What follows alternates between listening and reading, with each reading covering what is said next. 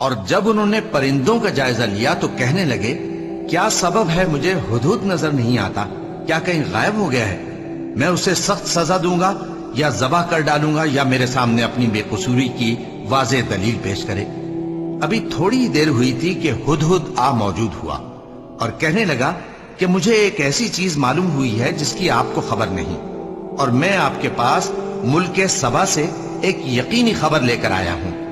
میں نے ایک عورت دیکھی کہ ان لوگوں پر حکومت کرتی ہے اور ہر چیز اسے میسر ہے، اور اس کا ایک شاندار تخت ہے۔ میں نے دیکھا کہ وہ اور اس کی قوم اللہ کو چھوڑ کر آفتاب کو سجدہ کرتے ہیں، اور شیطان نے ان کے اعمال انہیں آراستہ کر دکھائے ہیں اور ان کو رستے سے روک رکھا ہے، بس وہ رستے پر نہیں آتے اور نہیں سمجھتے ہیں کہ اللہ کو جو آسمانوں اور زمین میں چھپی چیزوں کو ظاہر کر دیتا اور تمہارے پوشیدہ اور ظاہر اعمال کو جانتا ہے، کیوں سجدہ نہ کریں؟ اللہ کے سوا کوئی عبادت کے لائق نہیں، وہی عرش عظیم کا مالک ہے۔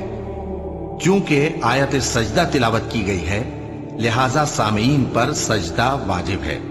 سلیمان نے کہا اچھا، ہم دیکھیں گے تو نے سچ کہا ہے یا تو جھوٹا ہے۔ یہ میرا خط لے جا اور اسے ان کی طرف ڈال دے، پھر ان کے پاس سے ہٹ جانا اور دیکھنا کہ وہ کیا جواب دیتی ہیں۔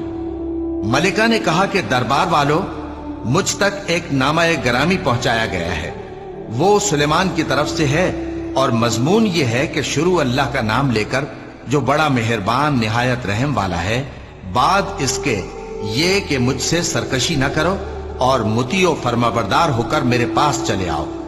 خط سنا کر کہنے لگی کہ اے اہل دربار، میرے اس معاملے میں مجھے مشورہ دو، جب تک کہ تم حاضر نہ ہو اور صلاح نہ دو میں کسی کام کا فیصلہ نہیں کیا کرتی۔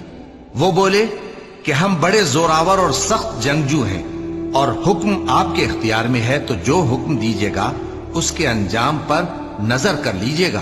اس نے کہا کہ بادشاہ جب کسی شہر میں داخل ہوتے ہیں تو اس کو تباہ کر دیتے ہیں اور وہاں کے عزت والوں کو ذلیل کر دیا کرتے ہیں، اور اسی طرح یہ بھی کریں گے، اور میں ان کی طرف کچھ تحفہ بھیجتی ہوں اور دیکھتی ہوں کہ قاصد کیا جواب لاتے ہیں۔ پس جب قاصد سلیمان کے پاس پہنچا تو سلیمان نے کہا کیا تم مجھے مال سے مدد دینا چاہتے ہو؟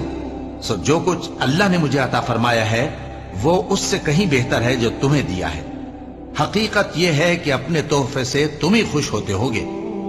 ان کے پاس واپس جاؤ، اب ہم ان پر ایسے لشکر لے کر حملہ کریں گے جن کے مقابلے کی ان میں طاقت نہ ہوگی، اور ان کو وہاں سے بے عزت کر کے نکال دیں گے اور وہ ذلیل ہوں گے۔